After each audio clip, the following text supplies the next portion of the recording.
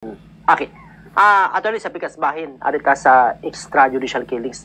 Ang pikas partido manggod, si grupo ni Trillanes, dili kalimod nga grabe ng pasiatab nga mugawas lagi daw ang warrant of arrest ni Digong from ICC. Usay reaksyon nimo ani Attorney Ray? Well, posible na siya, no? Kanang statement nga ni ex-Senator Trillanes nga muguwas, no? Tungod kay ang stage manggod sa investigation sa ICC, murag ready naman na siya. No? So, usa po na ka-political statement, no? Sa kanhing ex-Senator, tungod kay posibleng dakong chance nga muguwas, no? May magtag 50-50 nga muguwas. Ang next din nga challenge sa Bumbuluwi kung ma-enforce, no? Ma-enforce din ni sa atong nasod. Tungod kay ang as far ang statement sa atong presidente is concerned, dili man nila i-honor na. No? Wa may ahensya sa gobyerno nga mo implement ana. Tungod kay ang presidente, kung mo-order ang presidente nga sa atong PNP o di ba sa atong armed forces nga walay mo implement ana, kinsa mo implement? Mo nang dako nga problema karon kay unsa man ni siya citizens arrest. No, nga iyang buhato na. So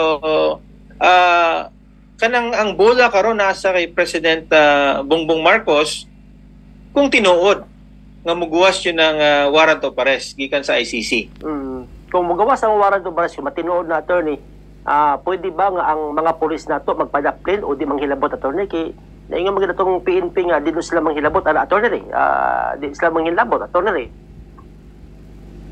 Yes, kung di manghilabot ang kuan, muguwas nga siguro muguwas nga murag encounter lang na, no? Or siguro usa ka incident between sa grupo ni Senator Trillanes ug ni President ex-President Duterte. No? Isud na siya nga sitwasyon tungod kay ang atong PNP, no, kung moingon ang atong PNP nga dili nila na i-honor, no, kanang warrant of arrest unsang pag-implement. No, so makita nato no, murag bag-o na siya usa ka international warrant implement sa usa ka civilian. No, kay ang atong PNP di man mo implement. Sana nga klase warrant. No, so kung di mo sugot si President Duterte, no, mag-away sila din ha. No, mo create chaos, no, magpatunga atong PNP, mo yung atong PNP kanang inyong ginadala nga papel na may order sa presidente nga dili i-honor na. No, so as far as ang atong authorities are concerned, no, diri sa atong nasod kana nga papel di na siya i-honor, no, statement, no, sa usa kanhing Senator Trillanes as long as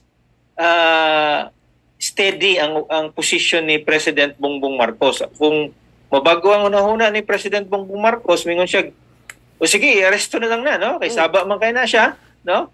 Then, kana, ma-change ang configuration sa atong politika, no? Kay daghaman ni sila verbal exchanges, no? Si PBBM ug si PRRD, kumingon si PBBM nga, idayon na lang na siya, no? Kana, mabago ang sistema, no? In short, may implement ni ex-Senator Trillanes kaning warrant of arrest. Dili siya mo implement. Ang ma-implement na most likely ang atong PNP.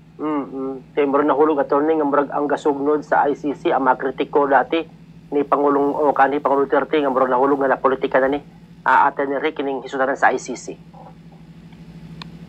Yes, no. So if ever man na, no, usa ni siya ka political institution kaning ICC.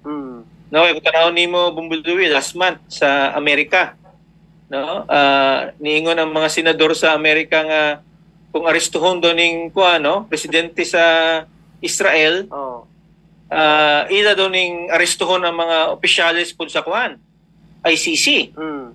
So imagine kung i-force na sa opisyalis sa ICC dito sa Pilipinas, kung ang position ni PBBM nga wala man may labot din ipang-aresto ta mo, pwedeng buhaton sa president sa Pilipinas na, no, kanang mga mo implement og warrant din kay ang nasod sa Amerika niingon gani nga tistingan ninyo na, no, nga arestuhon ng presidente sa or prime minister sa Israel. Amo mong pangdakpon og inyong mga inyong mga pamilya diri sa Amerika among ipang freeze ang account. So state sa usa ka nasod, no, bumbiluwi, nasod sa Amerika nga wa nila ginarespetar no kaning jurisdiction sa ICC. Pwede nang buhaton sa nasod sa Pilipinas gihapon.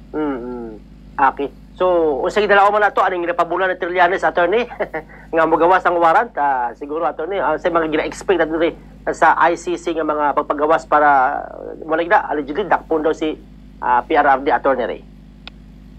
Well, at the end of the day, ang bola nasa atong presidente. Na kay President Bongbong Marcos, kaduha, as far as ex-Senator Trillanes is concerned, importante ni sa iyang political career.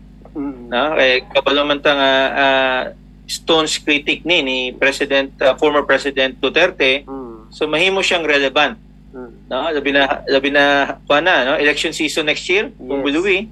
So importante ang atong mga politiko karon magsaba-saba na, no, ma-pick up ang ilang mahimong relevant sila tungod kay ang katawhan, ma-remember pud sila nga nanay gibuhat ni, no, kay di man nato ang sa tinuod lang sa politika naman joy kontrapartido.